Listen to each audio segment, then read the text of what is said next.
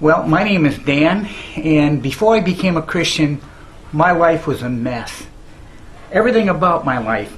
I drank, I did drugs, I was sleeping with all the women, and more than anything else, I was hating people and being hated. I remember my father telling me when I was about 26 years old, he said, Dan, you need to stop drinking. If you don't stop drinking, a time is going to come in your life when you're going to want to quit and won't be able to. Well, I thought my father was crazy. I thought I could quit any time I wanted to. And I tried quitting, and what I found out was I couldn't quit. I saw that my life is one huge bondage. More drinking, more drugs, more girls, more hating and being hated. And that scared me. I really wanted to come out of that lifestyle, but I couldn't. I tried and I tried and I tried. Well, it was a short time afterwards, a woman gave me a Bible, and I began reading it, and I read the whole Bible from cover to cover in about 2.5 or 3 months. And my condition got worse because not only did I see that I was in bondage, but I also saw that I was condemned. Because when I read the Bible, I saw all the verses on hell.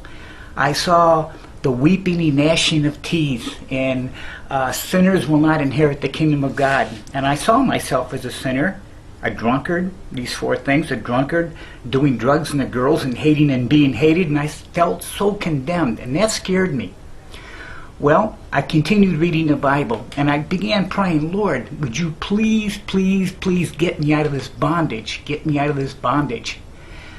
And the more I read the Bible, I began also watching the TV evangelist on Sunday morning, and I started seeing the connection between Jesus dying on the cross and me being forgiven of my sins.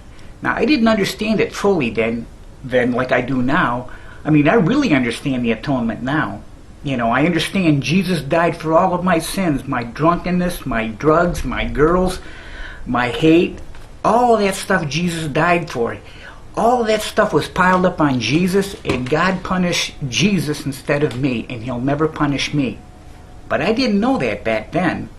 Back then, it was something very vague, very vague. Jesus somehow died for me, and if I just trust Him and believe in Him, somehow He could deliver me from my sins. Well, the first of 4 miracles happened to me. I continued praying, Lord, get me out of this bondage that I'm in. And one night I was in a bar, and I grabbed my glass of beer, and I was going to get drunk like I normally do, and somehow there was an inward voice, and I understood that it would be my last beer. So I drank the beer, and you know what? It was my last one. Jesus delivered me from the booze completely. 6 months went by, and I was totally happy without the booze, and I recognized that Jesus set me free from that sin.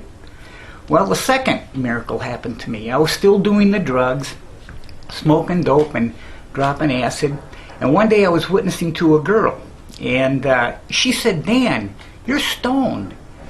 And I was, and I felt so bad. I felt horrible. I went home, and I said, oh, Lord, please set me free. Set me free from the dope. And guess what? He did. You know, I'd like to say this. He subdued my heart.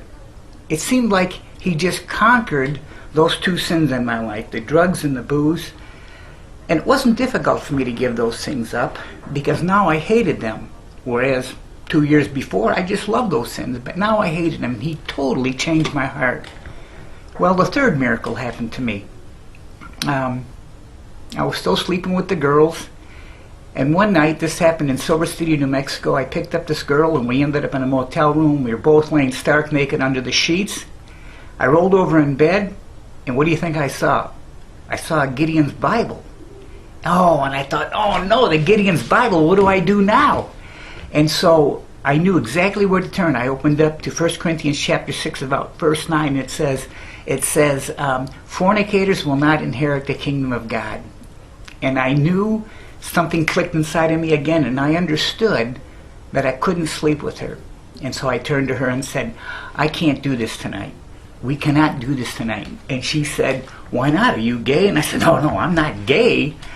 But I told her I just couldn't do it because I love the Lord. I love the Lord, and I didn't want to make her a whore. And so we sat up for a few hours just talking about the Bible. I went to sleep and left, and guess what? God totally delivered me from that sin. Totally delivered me, and I've been kind of like walking around for lots and lots of years as a eunuch. The fourth sin that Jesus conquered in my life, the hating. One of my favorite activities before I was saved was going down the highway and lifting up my finger to anybody and everybody I saw. Well, a day came one day when I was driving down the freeway, and I lifted up my arm, but I couldn't lift up my finger. And it seemed like God just set me free from that hate. Hating and being hated, He set me free. Those four things God did in my life. He just totally set me free.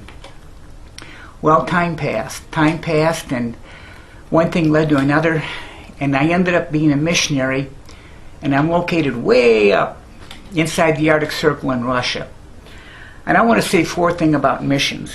Number one, it's a responsibility. Number two, it's a privilege. And number three, it's a sacrifice.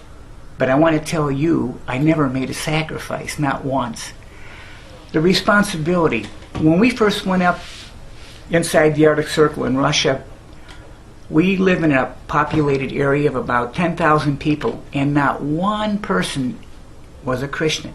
Not one. And I began thinking about that, and when I started talking to people, what I would see written on their forehead was hell, hell, hell. And I thought to myself, this person may never walk or never see or never talk to another person like me as long as he lives. He might live 10, 20, 30, 40, 50, 60 years and never talk to anybody that would talk about the atoning work of Jesus Christ and His resurrection. And so that made me feel a responsibility. Number two, I want to talk about the privilege. What a privilege. The people up there, the Yakut people, they're a hidden people group.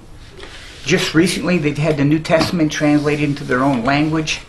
The Old Testament hasn't been finished yet in their own language. And so when I look at that, yes, it's a responsibility, but what a privilege. Nobody up there is a Christian. Absolutely nobody. And so I believe a missionary, if he's really called, in a sense, he's in heaven when he's surrounded by unbelievers. And I'm surrounded by unbelievers up there. And I feel like I'm in heaven just a little bit because I look to my left and I look to my right, I look up, down, look beside, everywhere. I look, wherever I look, there's nobody that believes.